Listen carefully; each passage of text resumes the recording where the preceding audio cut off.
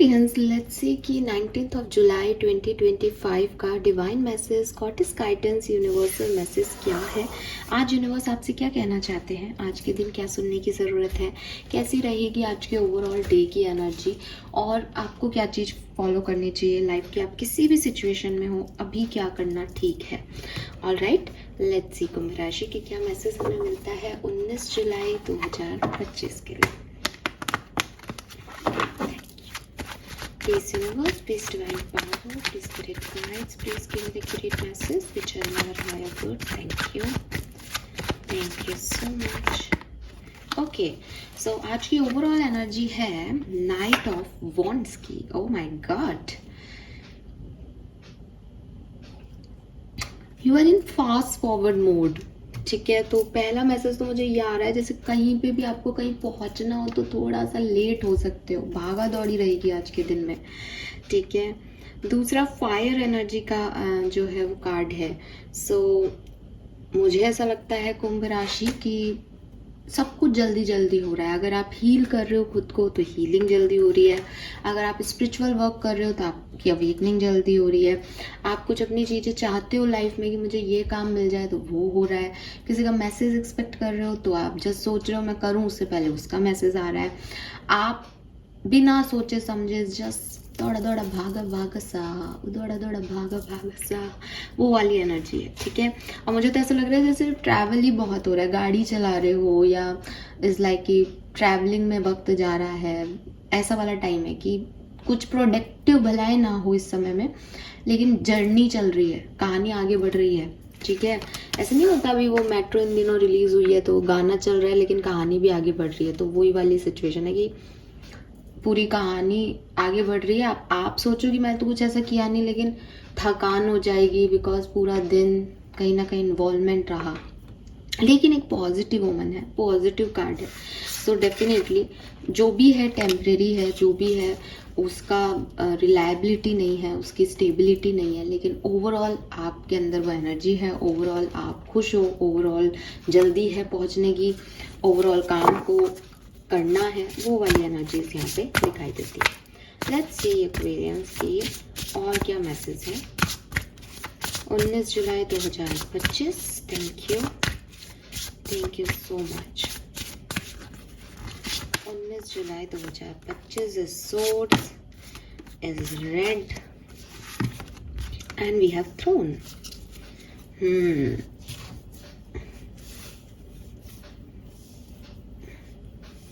सो देखो 2 दिन से थोड़े से ऐसे डिप्रेसिव एनर्जी थी, है ना, फाइनली चेंज हो रही है and I am happy because अच्छे पॉजिटिव चेंजेस दिख रहे हैं। आप खुद से ला रहे हो कि मुझे अब और रोना धोना नहीं है, मुझे अपने लिए एक हैपनिंग लाइफ चाहिए, मुझे खुश रहना है, या फिर किस्मत आपकी, डेस्टिनी आपकी, यूनिवर्स आपके लिए वो चीज़ें क्रिएट कर रहा है जिसमें आप इन्वॉल्वमेंट ले रहे हो, बिकॉज इन्वॉल्वमेंट आपका है। नाइट ऑफ वॉन्ड्स कभी भी ऐसा कार्ड नहीं है कि चीज़ें हो रही हैं। Night of wands is like कोई एक्शन ले रहा है, कोई सुपर एक्साइटेड है उस काम को करने के लिए, तो अपॉर्चुनिटी में भी यूनिवर्स दे रहा है, पर आप भी ऐसे मोड में हो कि अब नहीं रोना धोना, अब नहीं कुछ सोचना, अब नहीं रुकना, अब जस्ट झटपट चीज़ें करनी है, पानी है। गाइडेंस क्या है एक्वेरियस, देखिए सबसे पहले तो मैं आपको नंबर्स अगर मैं बताऊं तो मुझे नंबर 6 की वाइब्स बहुत आ रही हैं आज, नंबर 6 की ऊर्जा बहुत ज़्यादा है, 6 वीनस की ऊर्जा है। ठीक है, तो मे बी शॉपिंग बहुत करें आज के दिन आप लोग। ठीक है, बिकॉज ये कहीं जा रही है और एक्साइटेड है तो, और एक फीमेल एनर्जी है तो ऐसा लगता है जैसे शॉपिंग करने जा रहे हो आप आज के दिन, या आप मन बना रहे हो भाई यहाँ मुझे तो ये खरीदना है, मुझे तो ये लेना है, ये भी लेना है, वो भी लेना है, ऐसे भी करना है, वैसे भी करना है, मेकअप भी लेना है, हेड भी वॉश करना है, सब कुछ तैयार होना है मुझे तो अपने लिए। सो एक कहीं ना कहीं खुद पे फोकस करना, चाहे वो हीलिंग की फोकस हो, ठीक है, सेल्फ हीलिंग की बात हो, चाहे वो एक जनरल ओवरऑल एनर्जी हो कि अपने पे खर्च करना, अपने आप को ज़रूरत का सामान लेना, है ना, अपने ऊपर अपनी नीड्स को फुलफिल करना, कैसे भी हो सकता है, तो उस तरह की एनर्जी दिखती है। 6 नंबर है, 9 नंबर है, 9 नंबर अगेन मंगल है, तो वो फायर एनर्जी, मांगलिक एनर्जी दिख रही है, भागा भागा वाली। ठीक है, then we have forgive and your potential is endless. ये दोनों कार्ड जो हैं वो आपको गाइडेंस भी दे रहे हैं, और इनके जो नंबर है, नंबर 10 और 45 से नंबर 9, ये आपको एक चीज़ और बता रहे हैं कि कंप्लीशन हो गया, कंप्लीट हो गई एक सर्कमस्टेंसेस, कंप्लीट हो गई एक सिचुएशन। तो यहाँ पे नंबर 6 है, नंबर 9, नंबर 10, नंबर 7, 6, 7, 9, 8 के अलावा सब है, और आप 8 भी ले लो अब तो, ठीक है। तो ये सारे नंबर हैं। Plus colour of the day is green colour, ठीक है। अगर आप ग्रीन पहनते हो तो आपको एक और फायदा होगा आज के दिन जो होगा, ठीक है। पहनना भी चाहिए, लकी कलर भी है। दूसरा, अगर कहीं भी लॉस्ट एनर्जी है ना एक्वेरियस की, अगर कहीं भी हार्ट चक्रा हील नहीं है, हार्ट चक्रा ओपन अप नहीं हो रहा, हार्ट चक्रा अलाउ नहीं करता नई चीज़ों को करने का, रिस्क लेने का, ये आपको अलाउ करेगा ग्रीन कलर आज के दिन। तो आप अगर ग्रीन पहनोगे तो आप देखना आज के दिन कि ओवरऑल आपकी एक्टिव एनर्जी रहेगी, ठीक है। वैसे तो दिन की ऊर्जा भी एक्टिव है, लेकिन आप भी साथ साथ चलो। आपका हार्ट चक्रा ब्लॉक होगा तो इट्स लाइक कि आप करके गिल्ट में रहोगे, लेकिन हार्ट चक्रा ओपन रहेगा तो इट्स लाइक मेरी विश थी, मैंने किया, मेरा मन था। क्यों? क्योंकि हार्ट चक्रा क्लियर है, हार्ट चक्रा को भी हीलिंग पसंद आ रही है, अच्छा लग रहा है कुछ नया करना, चेंज लाना, ठीक है। सो बिल्कुल हार्ट चक्रा का कलर ग्रीन यहाँ पे सिग्निफिकेंट कलर है। अब और क्या करना चाहिए? तो देखो, सबसे पहले ना हीलिंग के वाइब्रेशन है इस पूरी रीडिंग में, और हीलिंग के वाइब्रेशन से यहाँ कार्ड आ रहा है फॉरगिव। फॉरगिव का कार्ड कह रहा है आपको कि माफ़ करना सीखो, ठीक है। माफ़ करना सीखो, बिकॉज ये जो हार्ट चक्रा है, जिसे हम हमारा इनर चाइल्ड कहते हैं, जिसे आमतौर की भाषा में हम कहते हैं मन, मेरा मन कर रहा है रोने का, मेरा मन नहीं लग रहा, मेरा मन चाहता है कि मैं ये काम करूं। ये जो मन है, ये मन क्या है कि साइंस में कह देते हैं सब, दिल जो है वो तो आपका ब्लड सप्लाई कर रहा है, धड़क रहा है, आपको हार्ट बीट में ब्लड फ्लो दे रहा है, इससे ज़्यादा आपका दिल कुछ नहीं कर रहा। दिमाग में ही प्यार के अटैचमेंट के सेंटर्स हैं, तो जो भी कर रहा है दिमाग कर रहा है। आप बेवकूफ़ हो जो आप ये मानते हो कि दिमाग के अलावा भी कोई काम कर रहा है। दिमाग के अलावा जो काम करता है that is your inner child Aquarius. ये इनर चाइल्ड क्या है? साइंस की लैंग्वेज में अगर मैं बात करूं तो जितना भी डिप्रेशन होता है, जितने भी आप देखोगे कि एक व्यक्ति जो है वो चोर बन गया, एक व्यक्ति जो है वो बहुत गलत काम करने लग गया, आप जब उस व्यक्ति की पूरी कहानी सुनोगे कि भाई तुमने ऐसा क्यों किया, तो आप देखोगे कि उसके कुछ इश्यूज रहे लाइफ के शुरू से, और जिस ब्रेन के सेंटर को उसने अफेक्ट किया वो डिफरेंट है, लेकिन जिस पार्ट को सोल के उसने छुआ, जिस चीज़ का उसको रिग्रेट रहा, जिस चीज़ का वो दुख रहा, क्योंकि ब्रेन तो एक short term memory, long term memory save करती है। जब तक आप लॉन्ग टर्म मेमोरी को रिकॉग्नाइज वापस से कोई ट्रिगर नहीं दोगे, तब तक आपके सामने नहीं आती चीज़ें। हमारा दिमाग तो ऐसे काम करता है, साइंस तो ये कहती है। तो फिर ये बड़े बड़े वोन्स बचपन में क्या हुआ था, ये कैसे रह जाते हैं? ये उस इनर चाइल्ड को हर्ट करते हैं। ये इनर चाइल्ड ही आपका मन है, और ये इनर चाइल्ड ही जो है वो आपकी हीलिंग करवाता है, ठीक है। फॉर एग्जाम्पल, आप जैसे अज्यूम करें, अभी के लिए अज्यूम करें, मैं आपको उसका बाद में बताती हूँ। आप अज्यूम करें कि आपके जो चेस्ट एरिया है, जो सीना है आपका, वहाँ पे एक छोटा सा बेबी जो है वो बैठा है, और ये बेबी बिल्कुल वैसा दिखता है जैसा आपको पता है। आपने कभी अपने आप को पिक्चर में देखा कि मैं छोटा था तो मैं ऐसा दिखता था, ठीक है। या आपके पास कोई मेमोरी है कि मैं छोटी थी तो मैं ऐसी लगती थी, वो वाली फ्रॉक थी ना, मैं उसको पहन के बहुत सुंदर लगती थी। तो बिल्कुल वो बच्चा आपके यहाँ पे हार्ट के अंदर जो है वो बैठा है। अब क्या हो रहा है? आप तो बड़े हो रहे हो, आप तो दुनियादारी सीख रहे हो, आप तो स्मार्ट हो रहे हो, आप तो जेनजी जनरेशन में आ गए हो। वो बच्चा वही है एक्वेरियस, वो बच्चा वैसा ही है, ठीक है। और वो आपको देखता रहता है, अच्छा ये ऐसे कर रही है, अच्छा ये रो रही है जैसे मम्मी की, अच्छा ये अभी ऐसे ज्ञान दे रही है यहाँ पे बैठी, अच्छा ये यहाँ बैठ गई आ करके। सो इट्स लाइक वो आपकी सारी चीज़ों को नोटिस कर रहा है, वो देख रहा है कि अच्छा ऐसे बोल रही हो तुम, अच्छा ऐसे बोल रहे हो तुम, अच्छा गाली देते, तुम्हें गाली देना आ गया, ठीक है। आप अज्यूम करते रहिए जो मैं आपको बता रही हूँ। अब आप क्या है, आप बड़े समझदार हो गए। दिमाग और इसमें क्या फ़र्क है? दिमाग क्या है कि अरे ये चीज़ मैंने कल पढ़ी थी, आजकल तो ऐसा ही होता है, स्मार्ट ब्रेन है, दिमाग ने मेमोरी घुमा दी, अरे उस फलाना व्यक्ति भी ऐसे ही करता है।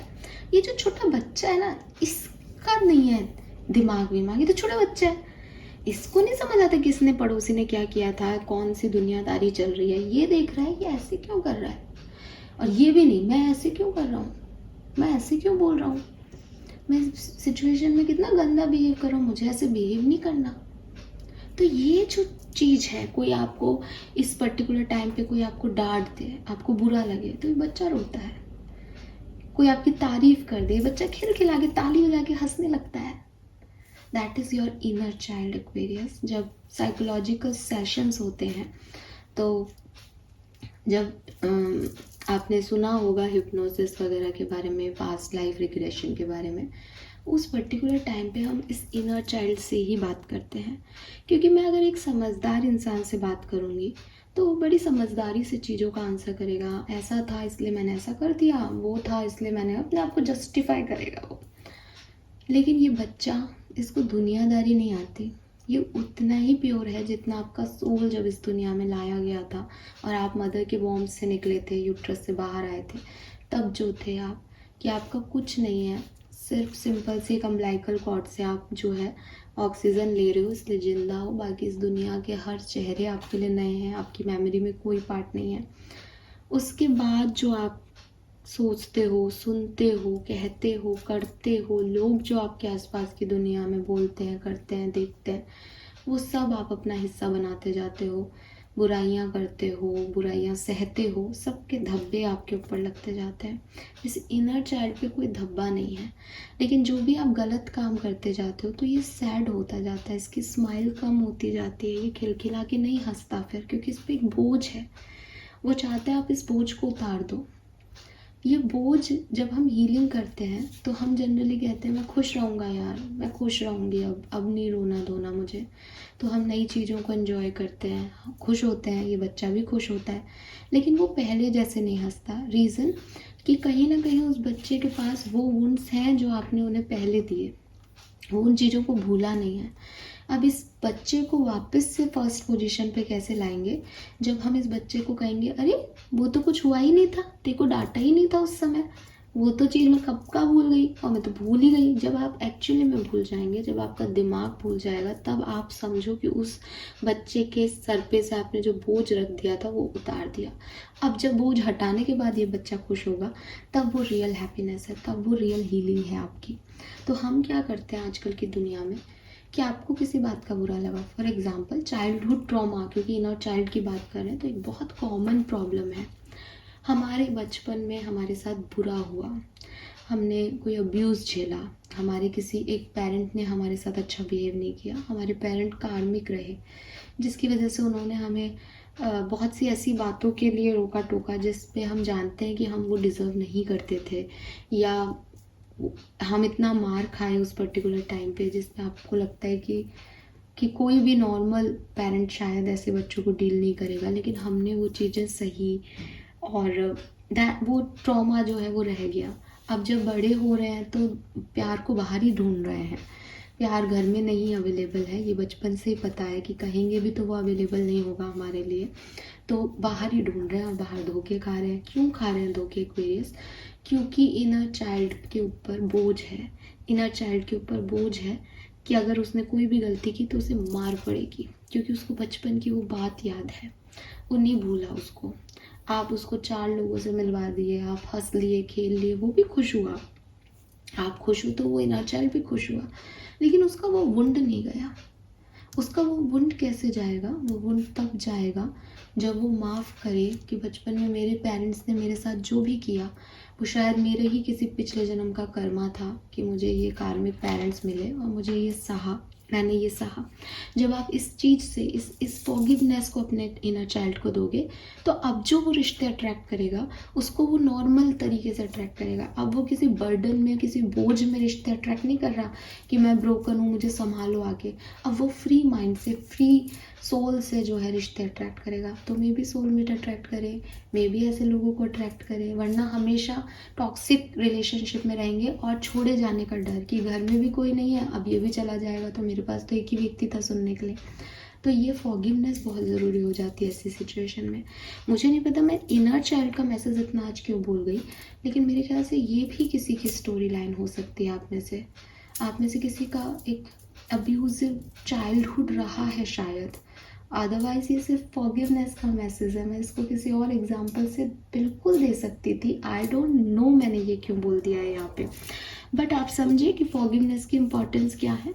तो अब आपकी ज़िंदगी में जो भी चीज़ें हैं, ज़रूरी नहीं है कि वो चाइल्डहुड ट्रॉमाज हो, जो भी लोग हैं जिनसे आपको जिनका आपको लगता है क्यों ये मेरे साथ इतना ख़राब किए, मैं इनको कभी माफ़ नहीं करूँगा या करूँगी, उनको माफ़ कर दो एक्वेरियस, उनको माफ़ कर दो ताकि आप अपनी जर्नी पे आगे बढ़ सको। उनको माफ़ कर दो ताकि आपकी इनर चाइल्ड पे वो पत्थर हट सके, वो फिर से खिलखिला के हंस सके, वो फिर से फर्स्ट टाइम जैसा हो जाए।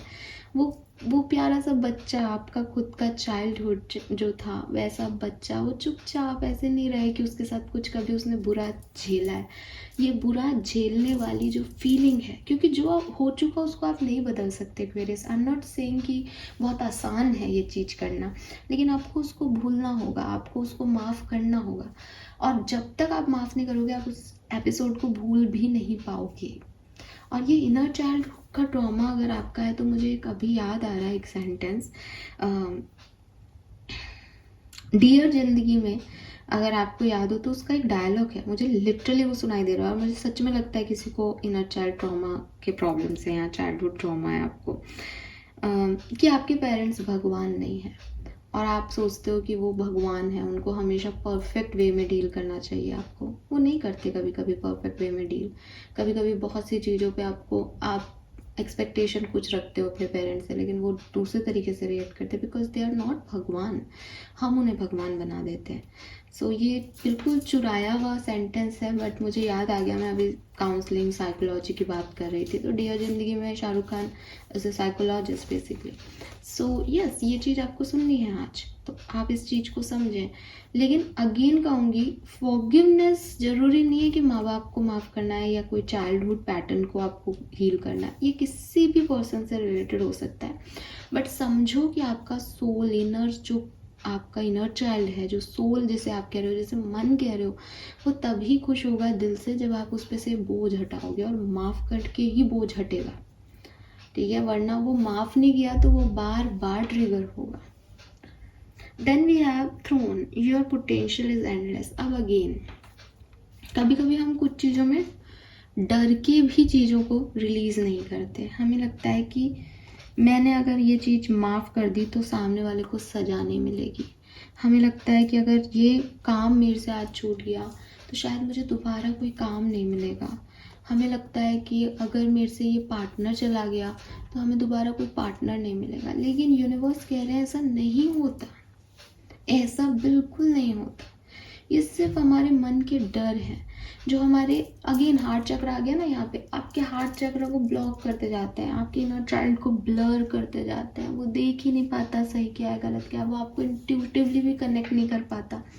क्यों? क्योंकि आपके अंदर के डर ने उसके ऊपर आंखों पे पट्टी बांध दी, धुआं ही धुआं कर दिया उसके आगे।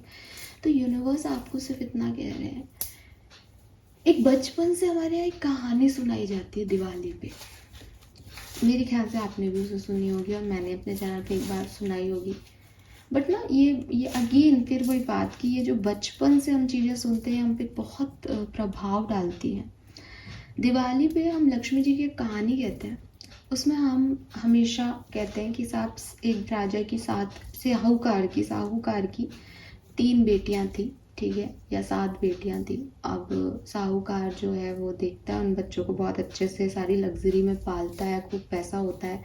एक दिन हंस खेल रहा होता है तो देखता है कि तीनों बेटियां जो है वो बात कर रही हैं, और दो बेटियां जो बड़ी बेटियां हैं वो तो कह रही है कि हम तो पापा के भाग्य का खाते हैं, अगर पापा के पास इतना नहीं होता तो हम कुछ भी नहीं कर पाते।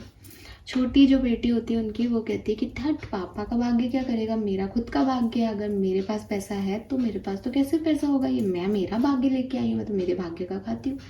साहूकार को ये बातें बुरी लग जाती है, हालांकि वो बच्चे ही होते हैं, लेकिन साहूकार के मन में बैठ जाती है कि इतना ठाट पाट मैं दे रहा हूँ इसको और ये अपनी दुनिया में मस्त है, इसको लग रहा है ये इसका है, ये मेरा है।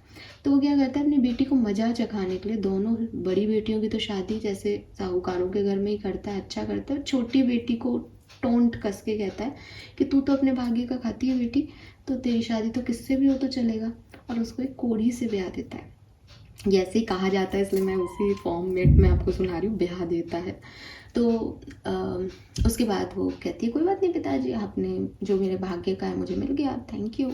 चली जाती है उसके साथ। अब देखती है कि वो जो कोड़ी है वो तो कोई काम वाम भी नहीं करता, दिन भर पड़ा रहता है। उसका एक छोटा भाई है घर में और वो बीमार है, कोड़ी है, तो उसमें दवा पानी में बहुत पैसा खर्च हो रहा है घर में। पर ठीक है, किसी तरीके से बनाती है। अपने देवर को कहती है कि आप जब भी काम पे जाया करो, थोड़ा बहुत कमाता था वो, जब भी काम पे जाया करो तो जो भी रास्ते में मिले उसको टिन के छप्पर पे डाल जाया करो। कब कौन सी चीज़ काम आ जाए अपन को पता नहीं है, तो मैं रद्दी गद्दी से कुछ बना लिया करूँगी, कुछ अच्छा लगेगा तो अपने घर में काम आ जाएगा। वो कहता है ठीक है भाभी जी। अब वो एक दिन जा रहा होता है, देवर मासूम होता है, ऐसे नॉर्मल गरीब लोग होते हैं, ज़्यादा दिमाग तो होता नहीं है। देखता है कि सांप मरा हुआ है, उसने कहा, भाभी ने कहा था कि भाई क्या पता सांप का भी कुछ यूज़ कर ले, तो वो सांप मरे हुए सांप को ले आता है। अब कहता है भाभी आज ये मिला, वो कहती है ठीक है छप्पर पर डाल दे। उसको भी लगता है कि सांप लाया है, चल छप्पर पर डाल दे, कहा है ना छप्पर पे इकट्ठा कर लो, एक बार देखा जाएगा। अब उस राजा की जो रानी होती है, उस शहर के राजा की, उस समय वो नारी होती है, तो उसका जो हार होता है वो चील अपने पंजों में लेके उड़ रही होती है। अब जैसे ही उसके घर के बाहर से निकलती छोटी बेटी के, तो देखती है टिन पे तो मरा हुआ सांप रखा है, तो चील वहाँ उतरती है। अब वो सांप को तो चोंच में ले लेती है खाते हुए, और हार वहीं रह जाता है उसके पास। अब राजा जो है कहता है कि जिसके पास हार मिले रानी का, वो 2 चील लेके उड़ गई, उसको मुंह मांगा इनाम मिलेगा।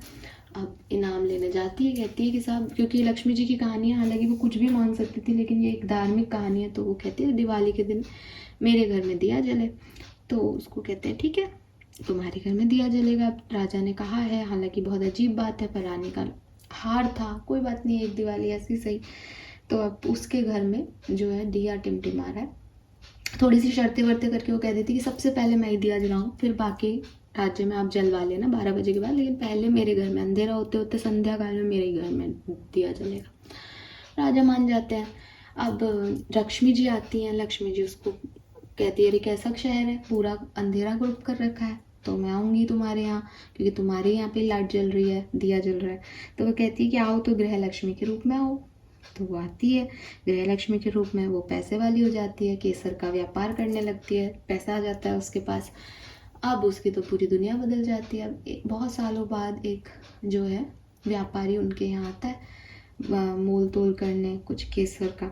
तो वो देख लेती है खिड़की से, वो कहती है अरे तो पिताजी आए हैं। तो आती है तो बोलती है कि उनको अच्छे से लेके आओ, खाना वाना खिलाएंगे। तो व्यापारी कहता है कि आप तो बहुत अच्छे लोग हो, मैं तो कई बार कभी कभी तो इतना कोई मान देता ही नहीं, आजकल तो सब ऐसे ही रहते हैं। तो कहते हैं नहीं नहीं, आपको रानी साहिबा ने कहा है, सेठानी जी ने कहा है एक्चुअली, कि आप खाना खा के जाओ। मैं थोड़ा फास्ट फॉरवर्ड मोड पे सुना रही हूँ। तो खाना खा रही होती है, तो अलग अलग कपड़े पहन के तरह तरह से तैयार होके आती है। तो उसके फादर जब खाना खा लेते हैं तो अपने रूप में आती है और कहती है कि आशीर्वाद दें पिताजी। तो वो कहता है कि बेटा तू, तो कहता है कि मैं तो, मेरी कहानी तो मैं आपको बाद में बताऊंगी, आप बताइए आप ऐसे खुद भी आप लेकर के कैसे आ रहे हैं, वो सब कहा गया मुनीम वगैरह। तो वो बताते हैं कि बेटा व्यापार में बहुत घाटा हो गया, उसके बाद अब वापस से शुरुआत कर रहा हूँ, धीरे धीरे चल रही है गाड़ी।